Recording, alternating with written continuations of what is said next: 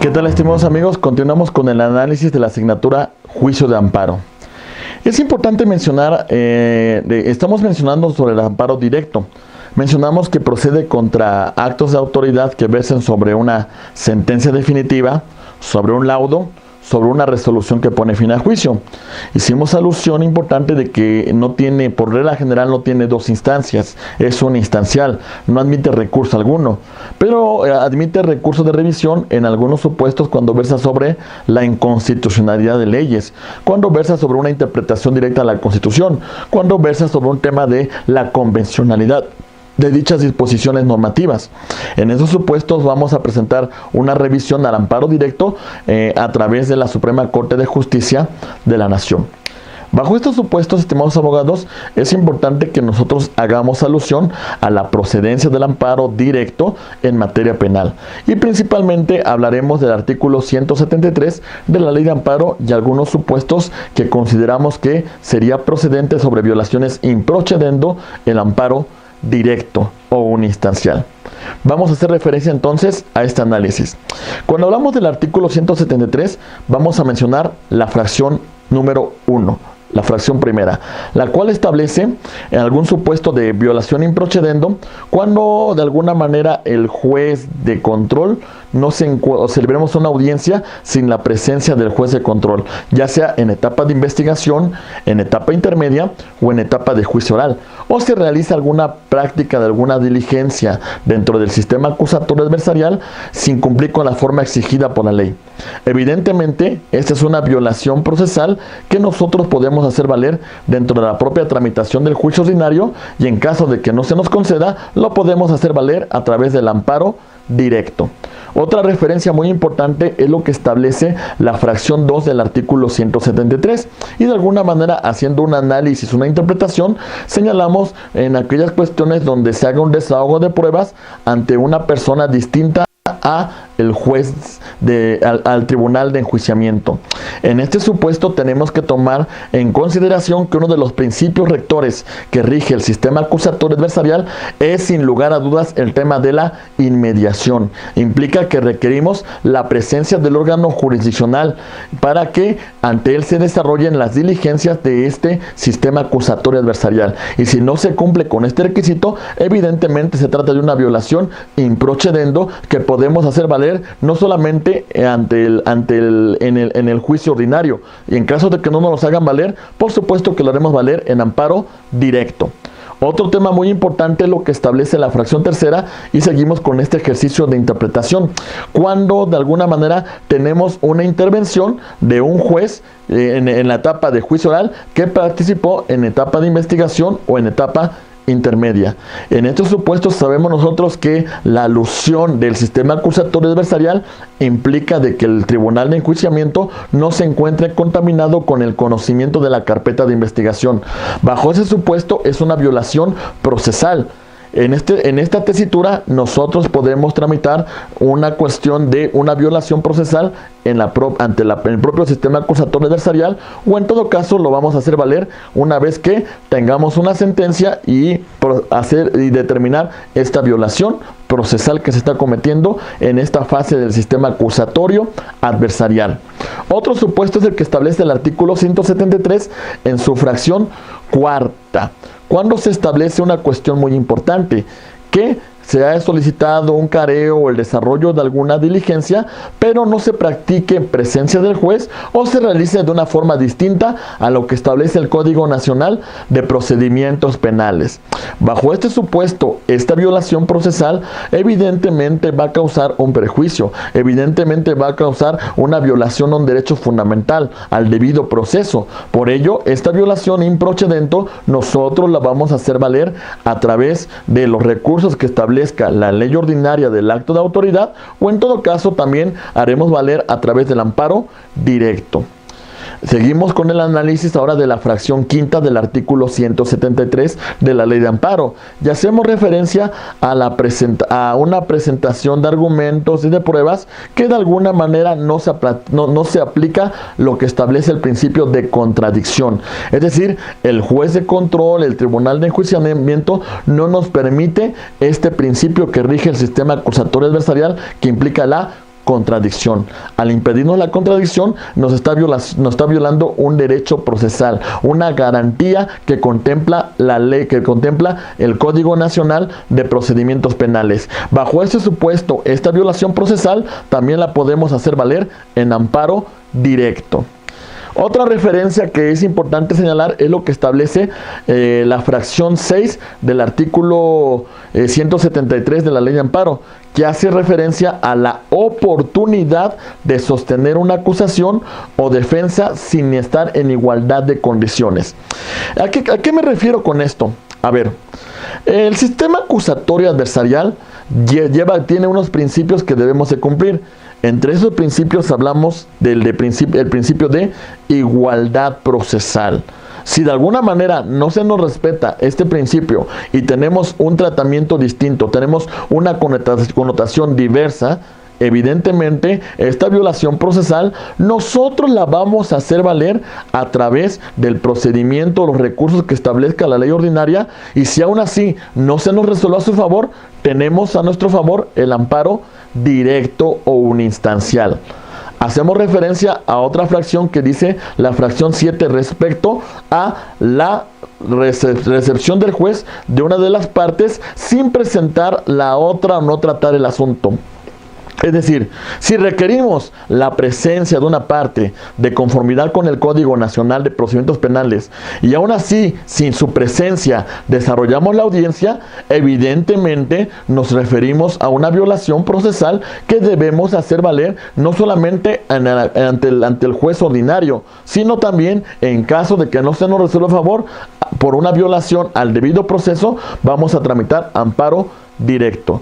Del mismo modo, vamos a hacer alusión a la fracción octava del artículo 173 cuando habla de la vulneración al derecho de declarar o de guardar silencio. Es una garantía que contempla el propio Código Nacional de Procedimientos Penales para el imputado, y en este supuesto, al vulnerar este principio, evidentemente estamos vulnerando un derecho fundamental de la parte en el sistema acusatorio adversarial. Siguiendo en el análisis de la fracción octava del artículo 173, hay que hacer referencia a una declaración que se obtuvo por incomunicación, que se obtuvo por intimidación, por tortura o sin la presencia del defensor. Bajo este supuesto nosotros nos encontramos en la tesitura de una violación al debido proceso, y si nosotros logramos demostrar una afectación que inclusive puede trascender el resultado del fallo, no solamente tenemos el amparo directo, sino inclusive nosotros podemos tramitar el amparo indirecto para que no se nos deje en un estado de indefensión. También tenemos dentro de la propia fracción octava del artículo 173 el derecho a guardar silencio, y sin que este guardar silencio se nos utilice en nuestro perjuicio. Si de alguna manera guardar silencio lo utiliza la autoridad para causarnos una afectación, para dictar una resolución que sea nuestra contra, evidentemente nosotros vamos a defenderlo a través del amparo directo. Asimismo, seguimos con el análisis del artículo 173, haciendo un ejercicio de interpretación. Vámonos a la fracción número 9 de este artículo. En esa tesitura, la fracción 9 la podemos interpretar en el sentido de que no se informe a la persona que está sujeta a una detención de la causa bajo la cual se realiza la detención. Asimismo, el Ministerio Público no cumpla con la comparecencia en los términos que marca la propia ley. Es una violación procesal que inclusive puede trascender el resultado del fallo y que podemos defender, considero, bajo la vía del amparo indirecto y asimismo del amparo directo. Otra connotación muy importante es lo que establece el artículo 173 de la Ley de Amparo en su fracción número 10, la cual, haciendo un ejercicio de interpretación, analizamos en el siguiente sentido. En primer lugar, vamos a hacer referencia a esta fracción 10 referente a que no se reciban al imputado las pruebas y en este supuesto evidentemente la resolución que se dicte va a trascender el resultado del fallo. Aquí, al igual que hemos hecho mención con antelación, tenemos dos oportunidades. Considero que se está causando una violación a un derecho fundamental, que sin embargo, si no lo tramito en ese momento, puede ser que al final mi amparo quede sin materia. Por eso considero que el recurso que ustedes pueden presentar es un amparo indirecto. Pero si no lo presentaron, también tenemos la oportunidad a través del amparo directo, porque es una violación improcedente, es una violación procesal. Otro supuesto es que no se conceda el plazo para el ofrecimiento de pruebas hacia las partes. Una violación procesal que vulnera el principio de garantía de audiencia, que vulnera el debido proceso, y bajo ese supuesto lo defenderemos a través de este medio de control de constitucionalidad. Por otra parte, tenemos la fracción 11 de ese mismo artículo 173 y vamos a hacer referencia en este caso a que el imputado no sea juzgado en una audiencia pública por un tribunal de enjuiciamiento, por un juez.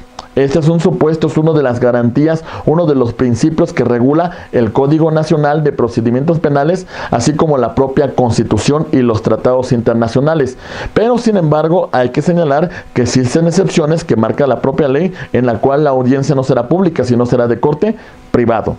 Tenemos asimismo la fracción número 12, que haciendo ese mismo ejercicio, hacemos referencia a que no se facilite a el imputado los datos o no se facilite el acceso a la carpeta de investigación.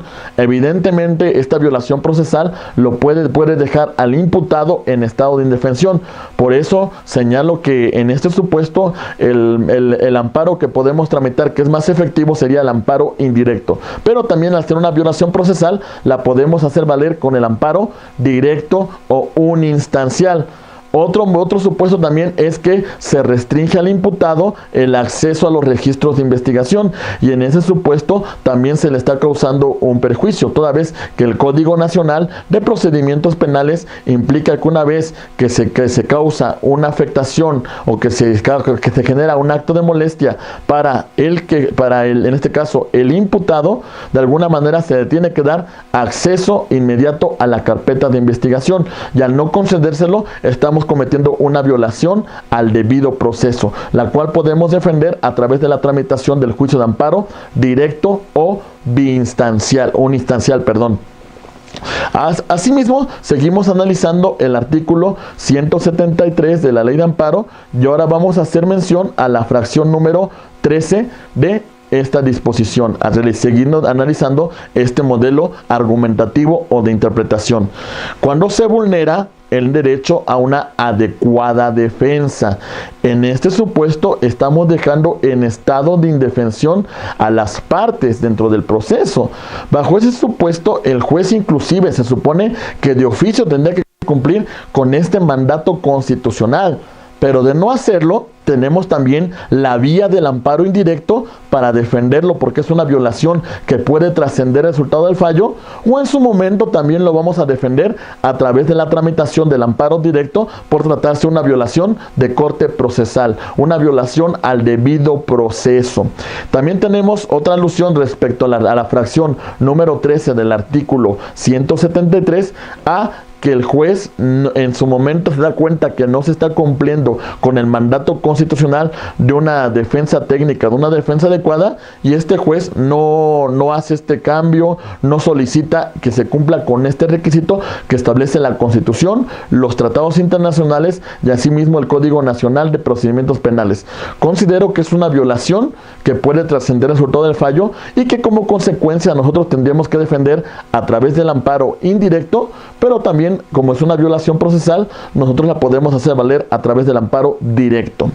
Otro supuesto es que se le impida, se le restrinja, se intervenga la comunicación con su defensor, y en este supuesto esta violación procesal que se le cometa al imputado, sin lugar a dudas trasciende el resultado del fallo. Como consecuencia tenemos la posibilidad de tramitar juicio de amparo directo.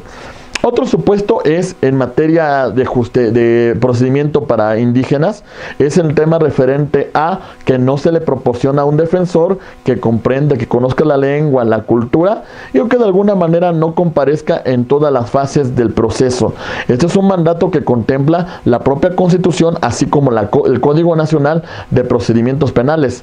De no hacerlo en este sentido, sin lugar a dudas, estamos cometiendo una violación al debido proceso y esta connotación va a tener una implicación muy importante, una implicación que puede trascender el resultado del fallo. Como consecuencia tenemos la procedibilidad del amparo indirecto y asimismo como una violación procesal del amparo directo. Así, tenemos que hacer alusión también a la fracción 14 del artículo 173 cuando dice que no se le proporcione un intérprete porque no se habla español, no se entiende el español, sea sordo o mudo, y en estos supuestos también existe una violación procesal que trasciende el resultado del fallo y que debemos proteger a través de este medio de control de constitucionalidad que estamos haciendo referencia. Otro supuesto del artículo 173 es lo que establece la fracción número 15, la cual establece un supuesto que es muy importante, la no comparecencia del imputado, o de alguna manera no se le permita el acceso a la audiencia, o de alguna manera no se le citó de conformidad con lo que establece la ley procesal. En estos supuestos le vamos a causar un perjuicio. En este supuesto, de alguna manera, le estamos causando una afectación a su garantía de audiencia.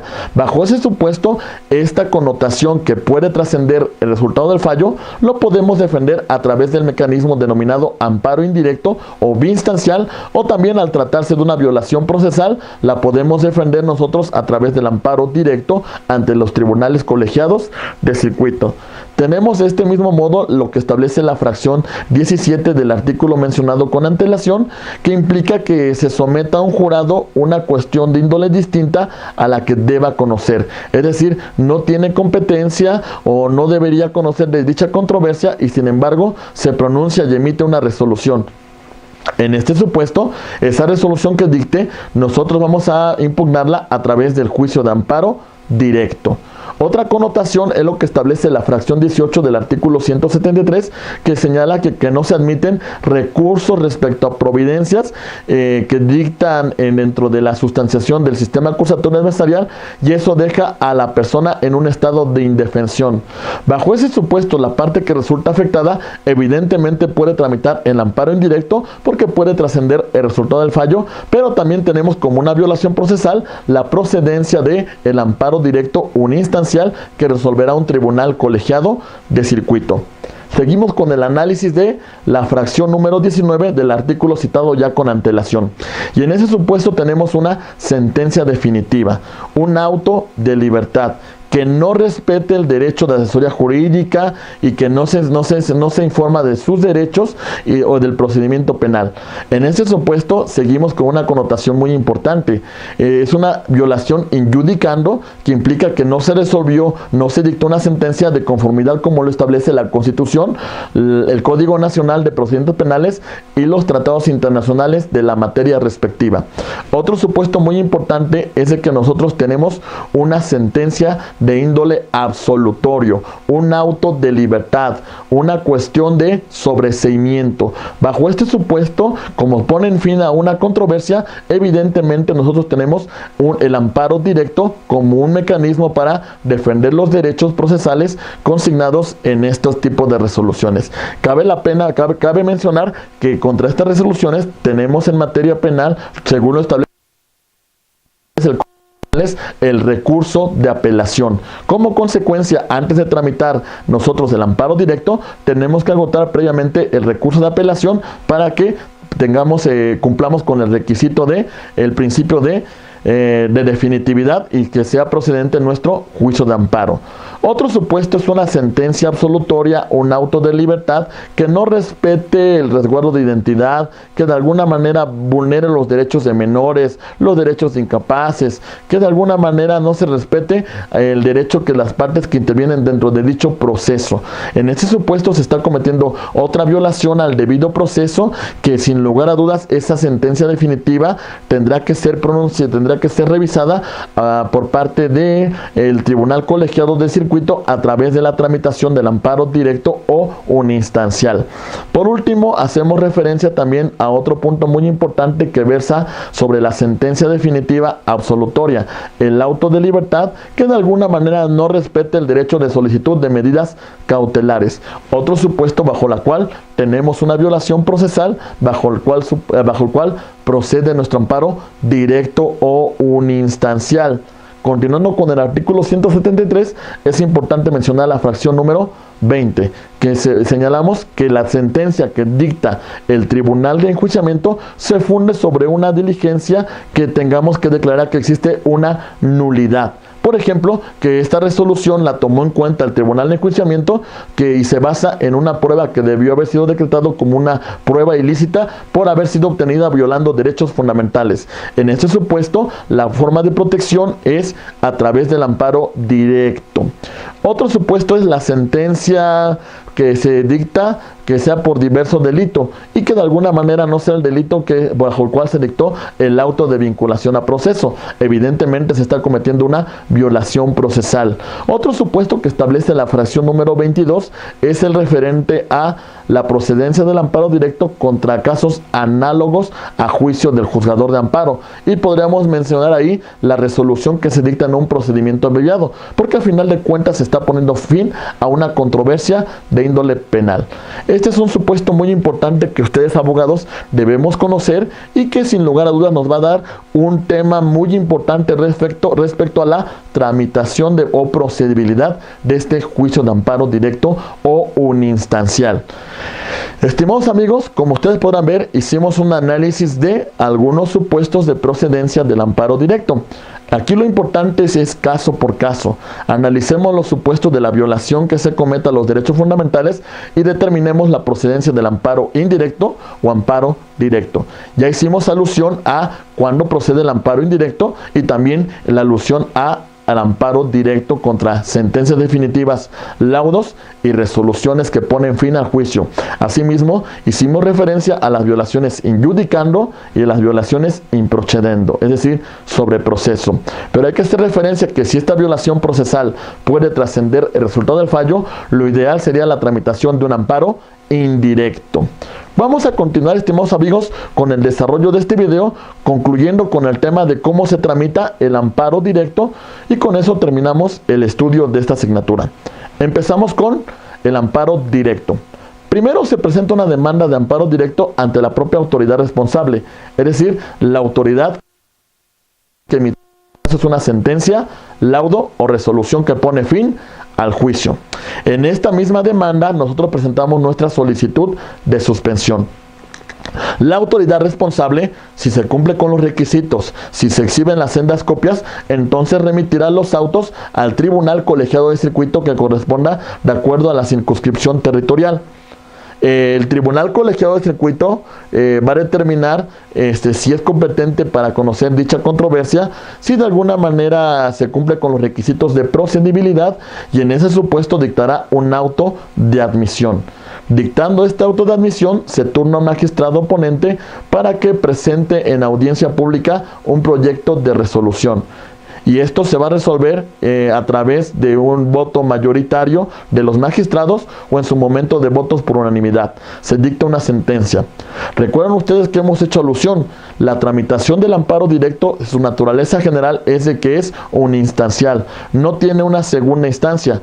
Pero cuando se van a argumentar cuestiones de constitucionalidad, cuestiones de convencionalidad, cuestiones referentes a la aplicación de una norma que se considera que sea contraria a la Constitución, algún principio, criterio de interpretación constitucional, entonces evidentemente, abogados, podremos presentar un recurso de revisión que será conocido por nuestro máximo tribunal constitucional, la Suprema Corte de Justicia de la Nación. Vamos a ver cómo se desarrolla esta revisión del amparo directo. Se presenta el escrito de revisión ante el propio tribunal colegiado de circuito, quien de alguna manera deberá remitir dichos autos a la Suprema Corte de Justicia de la Nación.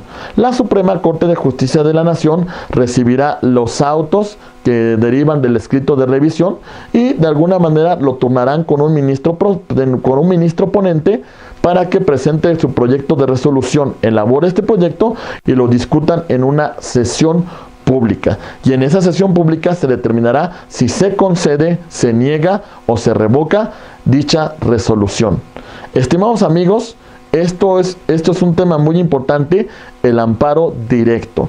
De alguna manera hemos hecho alusión tanto al amparo directo como al amparo indirecto. Vimos en qué supuestos procede el amparo indirecto. Asimismo, analizamos la tramitación de dicho amparo. Hicimos referencia también al amparo directo, señalamos que también se le conoce como un instancial porque no presenta ningún recurso, salvo los supuestos de constitucionalidad que hemos hecho mención con antelación.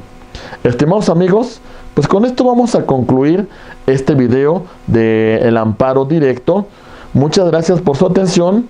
De verdad ha sido un placer estar con ustedes. Como siempre agradezco su fina y muy amable tiempo que ustedes dedican en la revisión de estos videos. Como tal, sabemos que no son videos que analicen el fondo, porque es imposible que en 2 horas de sesión, 2 horas y cuarto, 2 horas y media, concluyamos con una asignatura tan compleja.